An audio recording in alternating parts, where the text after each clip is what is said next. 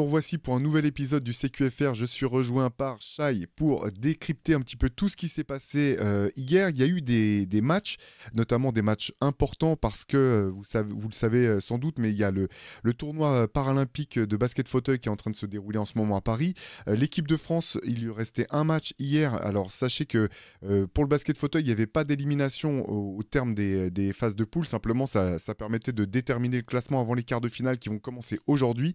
L'équipe de France qui s'est inclinée face à la Grande-Bretagne assez lourdement, 85-50 hier, Shai, et qui va disputer ce soir son quart de finale à 21h30 contre Team USA, rien de moins. Ouais, bon, ça s'annonçait compliqué. De toute façon, on en avait parlé dans le CQFR hier. Bon, la France était dans une poule déjà compliquée. Après les deux premières défaites, c'était un peu utopique presque d'espérer la victoire contre la Grande-Bretagne, qui est une des nations phares en basket fauteuil. Donc là, ça va être un quart de finale contre Team USA à domicile. De ce qu'on a vu, visiblement, ça s'annonce compliqué aussi, mais il y a toujours cet appui du public qui est assez incroyable. Tout le monde, tous les gens qui y vont et qui y sont notent l'ambiance et l'atmosphère avec les espèces de fan zones aussi qui ont été créées sur place pour mettre de l'ambiance. Et qui sait, après, hein, bon, on n'est pas spécialiste du basket fauteuil. Enfin, du coup, toi, c'est ce que je disais aux gens hier, c'est que toi, tu as vu. Tu as pu assister à des matchs et moi ça m'intriguait beaucoup. Je me demandais ce que ça donnait parce que j'ai déjà vu des démonstrations, mais c'est très différent de la dynamique des matchs.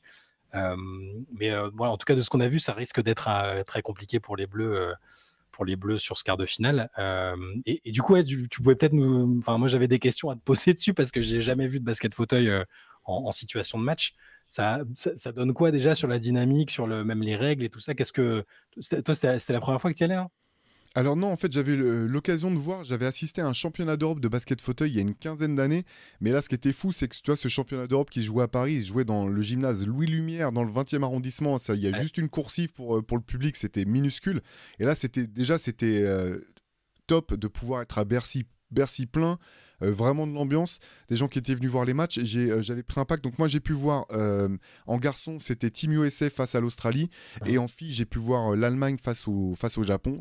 Moi je me suis régalé. Le premier match Team USA contre l'Australie, enfin Team USA, donc qui sera le grand adversaire de l'équipe de France ce soir, a fait une forte impression. C'était un match hyper engagé. Tu sais, les Australiens, on sait déjà qu'en basket valide, c'est pas les derniers à se calter, etc. Là, en basket fauteuil, c'est la même chose. C'est impressionnant d'ailleurs les impacts en basket fauteuil. Je trouve que c'est un basket qui est encore plus dur que le basket valide en termes d'engagement physique.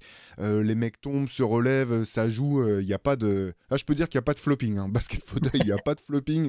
Tout le monde joue à 2000%. Et ouais, ce qui était chouette, c'est qu'il y avait une belle ambiance, alors que pour le coup, il n'y avait pas l'équipe de France qui jouait. Les phases les moments où le jeu s'emballait un petit peu, tu sentais le public qui rentrait dedans. Notamment le match des féminines, là, c'était intéressant parce que le Japon s'était pris une énorme pilule la veille. Ils commençaient à se faire distancer par l'Allemagne. À un moment, ils ont mis un run pour revenir et tu sentais le public qui commençait à les encourager à rentrer dedans parce qu'elles sont revenues à coups de tir à 3 points et de défense. Donc le public a commencé un peu à s'enflammer. Moi, je me suis régalé et c'est vraiment intéressant quand on est habitué au basket valide de voir un petit peu à la fois ce qui est la même chose. Le truc le plus impressionnant, notamment dans le match des garçons, c'est l'adresse. Très peu de tirs ratés par Team USA, une adresse assez folle. D'ailleurs, des deux côtés dans ce match-là, l'Australie, c'est un peu là où l'Australie s'est tiré une balle dans le pied, c'est au lancer franc au bout du compte. C'est là qu'ils ont craqué alors que Team USA était très fort pendant tout le match. Donc l'adresse, c'est une constante. Le jeu d'équipe, le jeu de passe, la lecture du jeu, ça reste la même chose. Et d'un autre côté, il y a des choses très différentes en termes de stratégie. Je t'en parlais un petit peu avant qu'on commence le CQFR, Shai. La manière dont certaines équipes peuvent cibler un adversaire pour essayer de le coincer, faire des prises à deux, même parfois en le bloquant avec leur fauteuil. Les démarquages en fauteuil, c'est impressionnant. Et puis, si vous connaissez pas le basket fauteuil, en fait, il y a tous les athlètes ont des handicaps qui peuvent varier. En fait, une note leur est attribuée. Voilà, ça va de 0 à 5. Moins votre handicap est important, plus vous avez une note forte. Plus votre handicap est important, moins votre note est forte. Et en fait, chaque équipe a un certain nombre de points qui peuvent aligner sur le terrain. Donc tu peux pas non plus faire tes changements comme tu veux.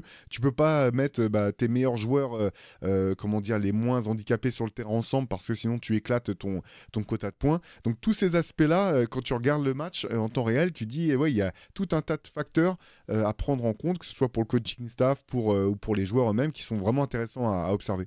Ah, moi, c'est déjà ce que j'avais vu sur la démonstration, donc qui était pas en situation de match, hein, mais c'est le côté très nerveux, très intense déjà des déplacements, des mouvements, des joueurs. Donc, j'imagine que, même en live, ça doit être impressionnant et je connaissais effectivement pas le système des points, ça ajoute une touche de stratégique et alors c'est déjà difficile dans le basket à 5, traditionnel de parfois de gérer les rotations, hein. C'est un métier pour un coach de gérer les rotations qui vont bien, le bon timing et tout. Alors là, en plus, s'il faut prendre en considération les points de handicap, ça doit être, ouais, ça doit être particulier. Mais en tout cas, les retours sont très bons sur la discipline. J'espère que ça va, indépendamment des résultats de l'équipe de France, parce que là, bon, malheureusement, ça semble quand même compliqué d'aller plus loin que ça. Mais j'espère que ça va être une discipline qui va prendre et qui va décoller, qui va plaire à plus en plus de monde. Ne serait-ce voilà, que pour la suivre tout au long de l'année, ce serait sympa parce qu'il n'y a pas que les JO, c'est des athlètes qui ont aussi des compétitions européennes, mondiales et c'est vrai que ça mérite qu'on mette un peu plus de lumière dessus, je pense. Ouais, carrément. Et puis d'après ce que disaient un petit peu les joueurs de l'équipe de France au sortir des derniers matchs, ils expliquaient aussi que d'un pays à l'autre, il y a des pays qui sont beaucoup plus structurés sur leur, voilà, sur leur compétition nationale, que ça fait une grosse différence justement au niveau, pardon, au niveau international. Et je voulais juste terminer avec une anecdote que je te racontais tout à l'heure, là, notamment chez les filles. Là. Il y avait une joueuse qui était vraiment hyper forte, là, qui s'appelle Marieke Miller du côté de l'Allemagne.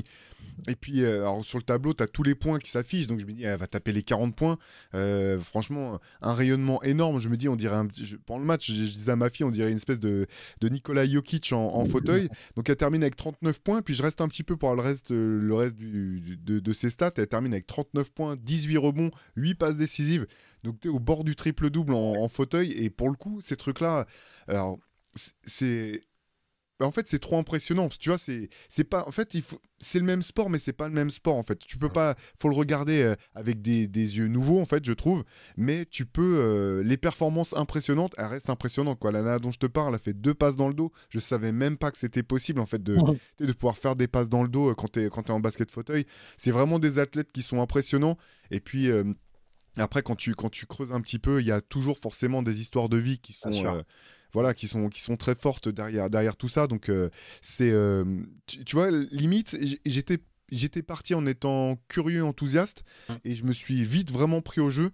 Comme, voilà, quand on aime le sport, quand on aime le basket, on se prend très vite au jeu, et la performance de ces athlètes, elle saute aux yeux, en fait. Tu vois, il n'y a pas de.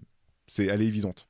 Ouais, mais tu as raison. Enfin, tu sais, alors je digresse un peu, hein, mais euh, j'ai l'impression, quand on aime vraiment le basket, on aime tous les genres de basket, joué par tous les types de personnes. C'est un peu bisounours, mais moi, c'est ce que je ressens quand je découvre des disciplines ou tu vois, le basket fauteuil, je trouve que c'est vraiment impressionnant aussi. C'est très nouveau pour moi, mais ça a comme a été même le 3-3, tu vois, que ça fait quelques années que c'est un peu plus démocratisé, mais le basket traditionnel, le basket féminin, tout ce qui est toutes les catégories d'âge. En fait, j'ai l'impression que normalement, tu y trouves toujours ton compte, tu vois, tu y mets un intérêt différent, tu as une connaissance différente de la discipline, mais normalement, tu t'y retrouves. Tu as toujours le petit truc au fond qui fait, ouais, c'est du basket et tu es obligé de respecter les athlètes qui font ça, quels qu'ils soient, quoi, tu vois. Ouais, je suis tout à fait d'accord avec toi. Il y a quelqu'un, je pense, qui serait d'accord avec toi, c'est Evan Fournier, qui, Ouais. qui lui aussi aime tous les baskets et qui a continué d'aimer le basket européen et qui va revenir en Europe l'année prochaine dans un club pour lequel il avait déjà manifesté son intérêt Ouais. ou son amour il y a peu par le biais des réseaux sociaux. Est-ce que tu peux nous dire où va jouer Evan Fournier l'an prochain, Shai? Ouais, Evan Fournier qui quitte donc enfin, la NBA après 12 années passées sur les parquets américains. Evan Fournier qui rejoint l'Olympiakos en Grèce, donc l'un des clubs mythiques de Grèce, hein, d'un club bouillant avec des supporters et un public non moins bouillant. Et donc, d'après Shams Charania, le contrat serait de 2 ans, 4 millions de dollars avec possiblement des options pour la suite. Mais quelque part, c'est une belle histoire. Moi, personnellement, il y a un tout petit peu de frustration sur le fait que les dernières années de sa carrière ne se sont pas passées comme elles auraient pu ou dû se passer. La parenthèse New York est extrêmement frustrante. On n'arrêtait pas de se dire qu'il y avait forcément un endroit où il pourrait exprimer ses qualités. C'est quelqu'un il n'est pas âgé, il a 31 ans. Il aurait pu rester en NBA et à la base, c'était, je pense, son projet. Il s'est fait une raison en se disant que s'il pouvait rester en NBA, ce ne serait pas avec un rôle qui lui convient. Il a quand même passé 2 dernières années très compliquées avec un nombre de matchs faméliques. Et c'est une belle histoire parce que, tu le disais, il y a 2 ans déjà, il avait dit que s'il revenait en Europe ou quand il reviendra en Europe, ce serait probablement pour un club comme l'Olympiakos parce que il aimait la folie qu'il y avait autour du club, il aimait la culture, l'institution et il avait déjà un peu dialogué avec des fans et ces derniers l'ont clairement enjoint à, à signer pour l'Olympiakos ces derniers jours et il les a entendus. Il y a eu les contacts qui se sont concrétisés et la saison prochaine, il jouera en Grèce et il jouera en Euroleague. Donc on le verra contre des équipes françaises. Il y a 3 équipes françaises qui vont l'affronter, contre lesquelles il sera la saison prochaine avec l'Olympiakos. Donc voilà, c'est un. Je ne sais pas si c'est un adieu à la NBA, si c'est juste un au revoir, s'il voit ça comme une parenthèse dans sa carrière. Euh, Finalement, il aura quand même eu une belle carrière en NBA, si ça doit être la fin. Je mets quand même des guillemets, on n'en est pas du tout certain. Avec, si on doit donner des stats, il a joué 704 matchs de saison régulière, donc il n'y a pas beaucoup de joueurs qui en joué autant. Je crois qu'il n'y a que Tony Parker et Nicolas Batum, peut-être. Je regarde Boris Dio. Boris Dio, peut-être, ouais. Ouais, il fait partie des joueurs qui ont le plus de matchs disputés en NBA parmi les Français. Que 4 campagnes de playoffs, 2013, 2019, 2020, 2021, plus de 13 points de moyenne. C'est quand même pas mal. Il faut le rappeler, parce que c'est une histoire que j'ai toujours bien aimée et que je ressortais un peu ici et là, mais il y avait un journaliste local à Denver qui avait fait un article catastrophique, enfin, hyper à charge sur lui après sa draft. Donc Evan Fournier c'était pas un numéro 1 de draft, hein, c'est pas Zachary Rizaché, il était pris au premier tour, mais il n'était pas ultra attendu non plus. Il avait décrit comme un désastre international, que c'était dramatique que les Nuggets les signaient et tout. Et puis bon, au final, il a quand même fait une plutôt belle carrière pour un mec qui devait être un désastre, sans parler évidemment de ses performances en équipe de France qui ont été globalement excellentes. Donc une nouvelle aventure pour Evan Fournier. Là où on est content pour lui, c'est qu'il n'y aura pas à se poser la question a priori de s'il va jouer ou pas, s'il aura 10 minutes, s'il va arriver sur les prochaines compétitions avec les Bleus en manque de temps de jeu. A priori, ça c'est réglé et puis il va vivre une aventure humaine et sportive qui est plutôt excitante.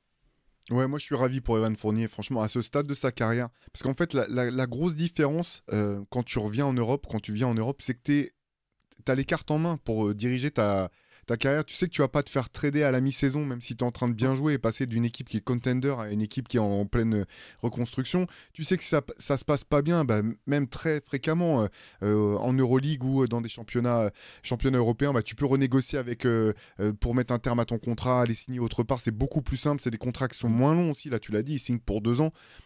31 ans, Evan Fournier. Alors, je sais que c'est un joueur qui divise, c'est un joueur parfois clivant.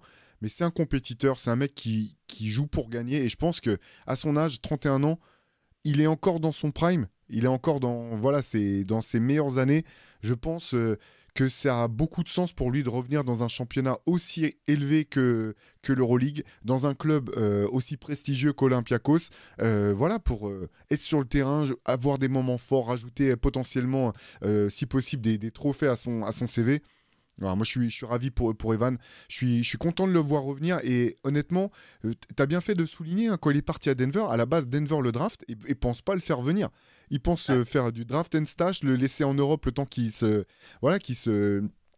continue sa progression. Et c'est lui qui a dit non, je veux venir. Donc il s'est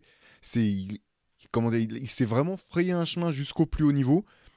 Et même, tu sais, de manière un peu égoïste pour l'équipe de France, moi, je suis ravi qu'il revienne aussi dans un championnat FIBA, qui puisse avoir des minutes et qui puisse aussi retrouver peut-être un peu de volume dans son jeu, parce que ce qui est paradoxal, c'est que ce qui est incompréhensible avec New York, c'est que New York l'a choisi, quoi. New York l'a signé, l'a fait venir, lui a demandé même de changer son jeu. Evan, on le sait, ses qualités de base, offensives, elles étaient avant tout sur la percussion, sur la pénétration dans le jeu de 1 contre 1. Il a changé son jeu pour devenir un espèce de shooter élite. Hein, jusqu'à l'année dernière, je crois que c'est lui qui avait le record même du nombre de tirs à 3 points inscrits sur une saison. Donc il a changé son jeu et du jour au lendemain, quasiment, il est sorti de la rotation et de manière vraiment incompréhensible. Je sais pas si on sort un jour. Hein. Ouais, il s'est retrouvé coincé en fait, même pas d'opportunité de sortir. Donc voilà, moi je suis ravi qu'il revienne dans un championnat dans lequel il pourra avoir du temps de jeu, des responsabilités. Et voilà, c'est un compétiteur, Evan. Personne s'est jamais posé la question de ça. Et quelque part, moi, j'avais trouvé aussi à l'époque que Nando De Colo avait vraiment fait le bon choix en Mm. revenant en Europe et on sait le CV incroyable qu'il a su construire, que ce soit avec le CSKA Moscou, puis Fenerbahçe, etc. Ouais. Très vite, il a compris qu'il n'avait pas les cartes en main en fait en NBA, il n'aurait pas le statut qui lui permettrait de vraiment d'être sûr de contrôler sa destinée. En revenant en Europe, ça sera le cas pour Evan et je suis ravi qu'on le retrouve et j'ai hâte de le voir. J'ai vraiment hâte de le voir jouer en Euroleague et de voir ce que ça va donner. Ouais, Bah, pareil, hein, je repense à quelque chose parce que tu parlais de son côté compétiteur très très tôt, et tu fais bien de le rappeler. Les Nuggets n'avaient pas spécialement compté sur lui, comptaient pas spécialement sur lui pour jouer. Moi, l'année où j'étais aux États-Unis, il était rookie et alors il était un peu frustré, mais il était clairement en mode je vais me battre pour gagner des minutes. Et petit à petit, il a convaincu tout le monde en fait. Il a convaincu tout le monde. Et quand tu parlais, quand tu parlais aux gens, aux membres du staff, aux coachs et tout, ils disaient tous le mec, il travaille comme un malade, il a envie de tout casser. Il a beau avoir 19-20 piges, il croit vraiment en lui et il croit en ses capacités. Et derrière, bah, on l'a vu avec le trade à Orlando, il a fait quand même ses années à Orlando, elles sont quand même de très très très très bon niveau. Il a participé au redressement du Magic. Et voilà, il y a juste un scénario où ça aurait pu mieux se passer. C'est New York la frustration finalement parce que ça avait très bien démarré. ouais. Je crois que son premier match, il fait un carton contre Boston justement, il marque 30 ou 32 points. Il y avait tout pour que l'histoire soit belle parce il rêvait de New York, il l'avait dit dans plein d'interviews, c'est la ville qu'il faisait rêver, c'était sa ville préférée aux États-Unis et un peu, alors c'est différent de Joakim Noah, hein, mais là aussi il y a eu une histoire d'amour contrariée parce qu'ils n'ont pas pu jouer comme ils l'auraient aimé et ça finit sur une petite frustration. Mais bon voilà, comme toi, j'ai hâte de le voir jouer en Europe. À mon avis, il va pas jouer pour faire de la figuration à l'Olympiakos et ça sera une raison de plus de suivre assidûment l'Euroleague la saison prochaine. Carrément. Et on parlait du tempérament de compétiteur indubitable d'Evan Fournier. Il y a un joueur qui, à ce niveau-là, quand même, laisse toujours des doutes. On sait qu'il est bourré de talent, mais justement, sur le côté Mm. compétiteur, parfois, on s'interroge. J'ai envie de parler de Brandon Ingram. Ouais. Là, on sait que les équipes commencent à se préparer pour la reprise. Est-ce que tu peux nous dire un petit peu pourquoi est-ce qu'on va parler de Brandon Ingram ce matin, Shai? Ouais, Brandon Ingram, bon, il faut le rappeler, il entre dans la dernière année de son contrat. Il y a eu beaucoup de discussions autour de lui, des rumeurs de trade, sa prolongation qui n'est pas arrivée parce que les Pelicans, visiblement, voulaient pas lui donner l'argent qu'il réclamait.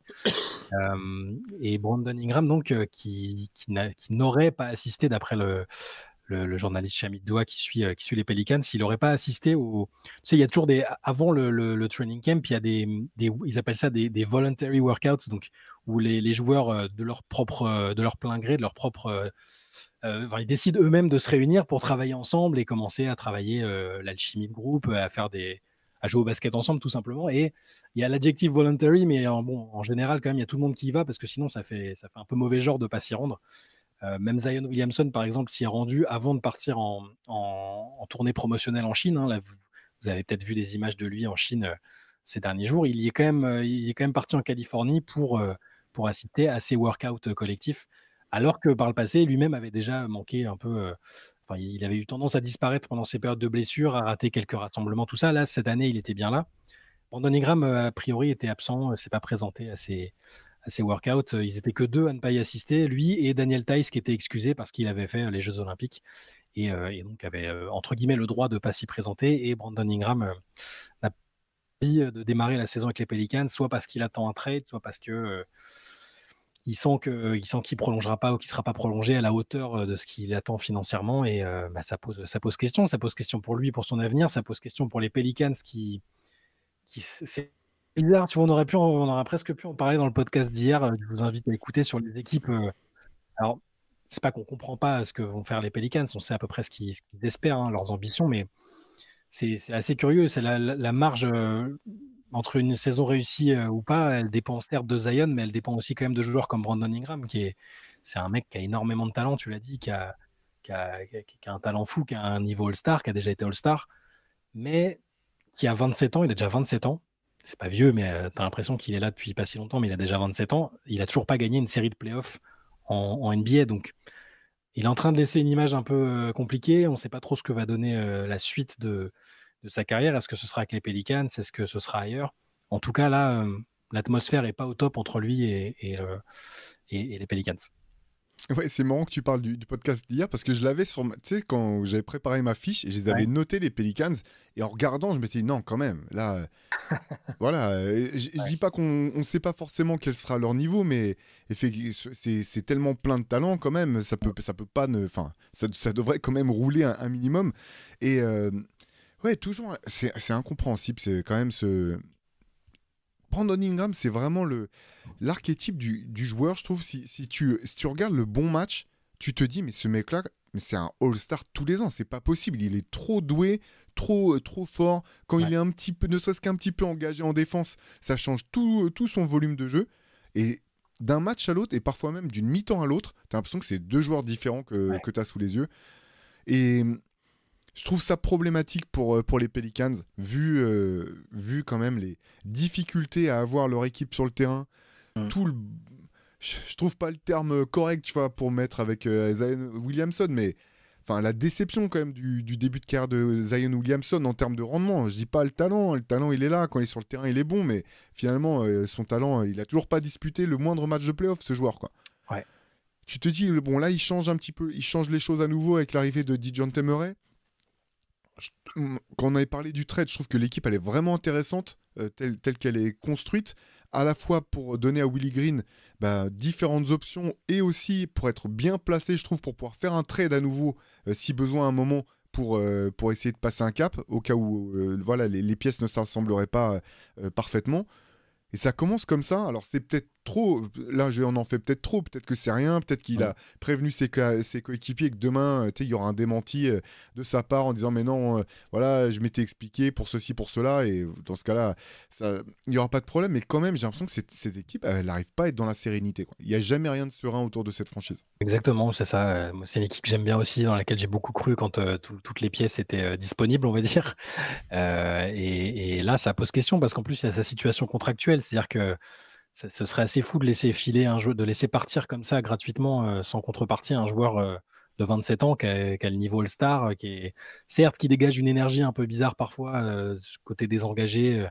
Un jour, c'est le meilleur joueur sur le terrain et le lendemain, tu as l'impression qu'il. Enfin, je veux dire, sa campagne avec Team USA à la dernière Coupe du Monde, il jouait au début, hein, et puis sur la préparation, il jouait un peu, puis ça s'est pas bien passé. Il est complètement sorti de la rotation et c'est le seul qui est vraiment revenu avec la tête de travers, hein, tout le monde l'a dit, et ça s'est un peu étendu aussi à la saison des Pelicans. Je dis pas qu'il était mauvais, hein, loin de là, ça reste un joueur offensivement, c'est un des talents bruts les plus forts qu'il y a en NBA, je pense. Il est vraiment, vraiment très très bon.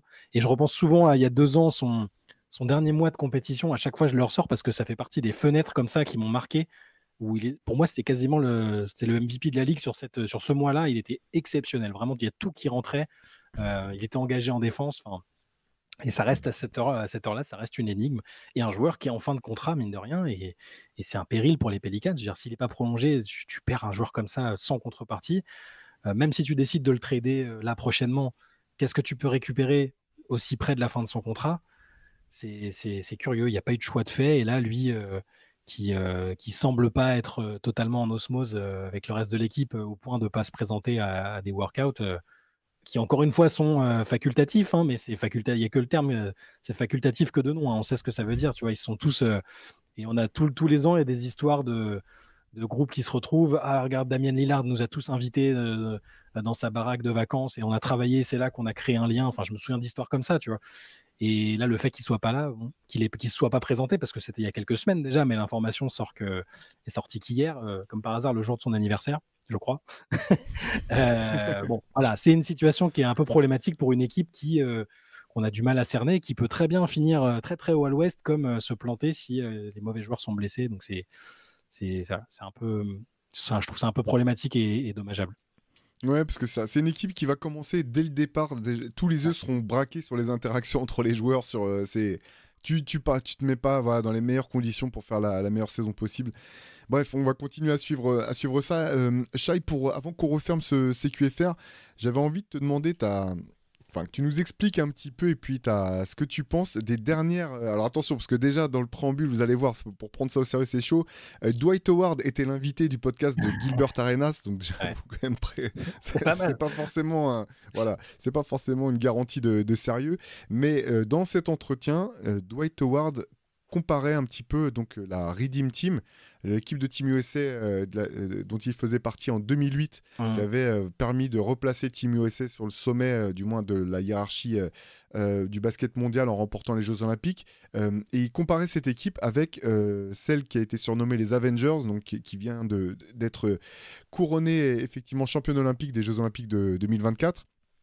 Est-ce que tu peux nous dire un petit peu ce que Dwight Howard avait à en dire? Alors, déjà, t'as raison, en préambule, l'annonce comme ça, tu dis Dwight Howard chez Gilbert Arenas, quelle dinguerie ils ont pu sortir. Non, justement, ce qui est intéressant, c'est que c'est juste une discussion sur la comparaison entre les deux équipes, parce que Dwight Howard a fait partie de cette équipe-là. Et donc, la question qui lui a été posée, c'est simplement sur une série en 7 matchs, quelle équipe l'emporte selon toi entre la Redeem Team de 2008 et les Avengers, comme se surnomme maintenant, de 2024? Et j'ai trouvé la déclat de Dwight Howard intéressante, pas surprenante parce qu'il a évidemment choisi son équipe de 2008, mais ça permet de se poser la question de ce que nous, on choisirait si on devait donner notre pronostic sur une éventuelle rencontre entre les deux équipes. Et du coup, il dit qui gagne une série en 7 matchs entre la Redeem Team et les Avengers, je choisis notre équipe. On avait Kobe dans son prime, LeBron encore jeune, il avait 23 ans, le D-Wade avec le crâne rasé à 26 ans, moi j'avais 22, Melo 24, Chris Bosh. Je choisis notre équipe sur une série en 7 matchs. Et ça permet, je trouve, et ça m'intéresse d'avoir l'avis de nos auditeurs et de nos spectateurs dans les commentaires, parce que j'ai eu du mal à répondre, moi, à la question quelle équipe choisirait. Je vais vous donner les rosters et comme ça, tu me donneras aussi ton avis, tu vois, pour que les gens se réalisent bien qu'ils n'aient pas à fouiller. Mais en gros, la Redeem Team, au niveau des arrières, il y avait Jason Kidd à 35 ans, Chris Paul à 23, Dwayne Wade à 26, Kobe, donc Prime Kobe, comme l'a dit Dwight Howard, à 30 ans, Deron Williams, 24 ans, Michael Redd, 29 ans. Au niveau des ailiers, LeBron, 23 ans, Carmelo Anthony, 24, Tayshaun Prince, 28. Et au niveau des intérieurs, Dwight Howard, 22 ans, Chris Bosh, 24 et Carlos Boozer, 27. Donc déjà, ça c'est pour vous rappeler un peu l'effectif. Et celui de cette année, donc tout le monde a à peu près en tête, mais Steph Curry, 36 ans, Jrue Holiday, 34, Devin Booker, 27, Tyrese Haliburton, 24, Anthony Edwards, 23, Derrick White, 30 pour les arrières, LeBron, 39 ans, KD, 35, Jason Tatum, 26 pour les ailiers, et les intérieurs, Joel Embiid, 30 ans, Anthony Davis, 31, Bam Adebayo, 27. La notion d'âge, j'ai précisé les âges parce que je trouve que c'est important, parce que le LeBron de 39 ans n'est pas le LeBron de 24 ou de 29, et c'est évident. Et du coup, là, en me posant la question, en regardant, je me dis alors tu vois que je vais botter en touche, je vais faire une réponse de Suisse, mais je pense que la meilleure équipe, ça aurait été celle qui était pile entre les deux. Alors potentiellement celle à laquelle tu as pu toi voir de près en 2012, mais un mix des deux, parce qu'il y a des joueurs qui sont en commun, avec des joueurs un peu plus âgés d'un côté, un peu plus jeunes de l'autre. Au niveau affectif, je préférerais peut-être quand même celle de 2008. Voilà. C'est tout ce que... sur un match, je ne sais pas ce que ça donnerait, mais sur l'affectif, quand je regarde, il y a quand même... l'équipe de 2008, elle était violente quand même. Ouais, c'est clair. Ce que je trouve intéressant, c'est qu'en 2008, c'était vraiment le moment où Team USA a recommencé à vraiment fonctionner à plein régime parce qu'ils avaient totalement repensé leur manière de construire les équipes, leur manière de mettre en place des rendez-vous réguliers des joueurs en se disant on ne peut pas changer de roster chaque compétition, ça ne marche pas. Et quand je revois ce roster, je le trouve extrêmement équilibré avec des role-players qui étaient pas simplement... des role-players qui étaient... qui était utilisé. C'était pas simplement t'es un role player donc tu vas être le 11e et le 12e homme. Non, t'es Tayshaun Prince, on va avoir besoin de ta défense comme plus tard André Iguodala, ça a été le cas. Bah non, on va avoir besoin de toi, donc tu vas avoir du temps de jeu, tu vas avoir un rôle d'encadrant, tu vas avoir un rôle vraiment dans le jeu parce qu'on a besoin de ce que tu sais faire. Et je trouve qu'elle est extrêmement bien construite cette équipe. Si tu compares avec les périodes forcément, tu peux dire il y a moins d'adresses extérieures dans cette équipe de 2008, même s'il y avait un spécialiste, Michael Redd, mais si tu regardes après, il y a pas mal de joueurs qui pouvaient planter. Après, le jeu était différent. Par contre, en termes de construction, en termes de défense, je trouve cette équipe de 2008 plus forte que celle de cette année.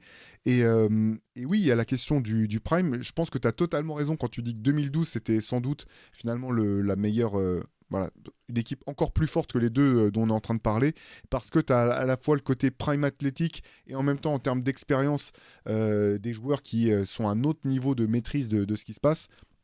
Mais sur une série, tu vois, c'est vraiment intéressant la notion de série aussi, et pas que ce soit pas simplement sur un match.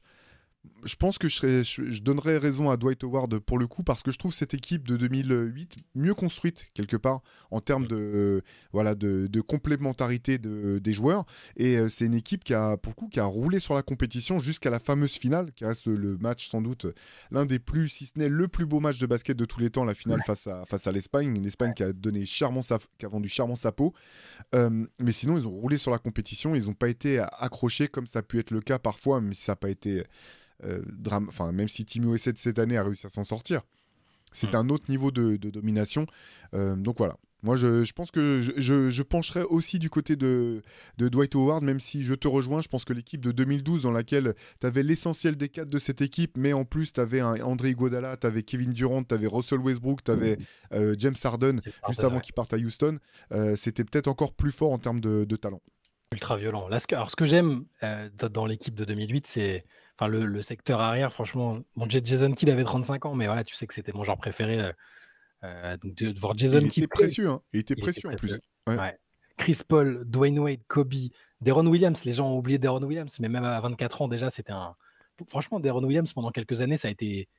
Alors, faudrait que je fasse attention. Hein. Je vais faire attention à ce que je vais dire, mais sur 2-3 ans, c'était pas loin d'être le meilleur meneur en NBA, hein, je pense. De toute façon, c'était un vrai débat.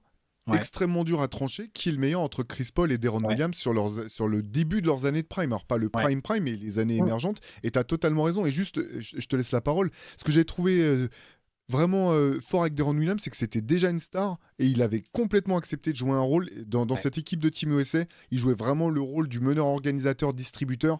Tu vois, ils avaient réussi à faire en sorte que cette équipe, qui est quand même composée de stars, fonctionne comme une réelle équipe quelque part, comme une équipe classique avec une hiérarchie, des principes de jeu, des joueurs qui vont avoir tel ou tel rôle. Et ça, c'était je pense que Mike Krzyzewski avait réussi quelque chose sur cette compétition que Steve Kerr, même jusqu'au bout, a eu du mal à faire avec Team USA. Ouais, on le voit bien dans le documentaire sur la Redeem Team qui est sorti l'année dernière, non? L'année dernière ou il y a 2 ans, je sais plus. Il y a 2 ans, je crois. Ouais. Qui est très intéressant. Alors, ça tourne beaucoup autour du rôle de Kobe Bryant et du fait qu'il arrive et qu'il change un peu les habitudes et la compétitivité de l'équipe, c'est sûr, mais voilà, toutes les interactions entre les joueurs et la manière dont l'équipe s'est construite, c'est très intéressant. Donc, je vous invite quand même à regarder ça. Et puis, dernière remarque sur cette équipe de 2008, il y a il y a d'autres joueurs qui sont sous-cotés parce que, peut-être aujourd'hui, parce que plein de gens les ont pas vus jouer, mais Tayshaun Prince, c'était quoi? C'était 4 ans après le titre avec les Pistons. C'était un défenseur incroyable. Carlos Boozer, ça fait presque rire parce qu'il n'a pas eu une fin de carrière exceptionnelle. On parlait plus de ses coupes de cheveux, de ses tentatives capillaires que de son niveau de jeu, mais c'était quand même un role player intéressant en NBA. Il y avait Chris Bosh qui fait partie des joueurs très sous-cotés aussi. Et le jeune Dwight Howard, attention quand même, voilà. Dwight Howard en début de carrière et sur toute la première partie de sa carrière, c'était le pivot le plus dominant de la ligue. Donc voilà, cette équipe de 2008, elle me plaît. Individuellement, celle de 2024, sur le CV, elle est exceptionnelle parce que tu as Curry, LeBron, KD en même temps. C'est 3 monstres sacrés aussi. Mais voilà, je comprends ce que veut dire Dwight et ça me va assez bien de dire que potentiellement sur une série, celle de 2008 l'a remporté. Bon bah écoutez, n'hésitez pas à nous dire ce que vous pensez de ce débat dans les commentaires, on sera ravis de lire ça. En tout cas, nous on vous donne rendez-vous dès demain pour un nouveau CQFR. Restez à l'écoute, vous savez que sur Basket Session, vous avez toutes les news systématiquement. Vous pouvez aussi retrouver notre podcast qu'on a enregistré hier avec Shai, dans lequel on parle des équipes auxquelles on comprend le moins quoi que ce soit pour cette saison à venir. Et on vous dit à très vite. Ciao à tous. Ciao, à demain.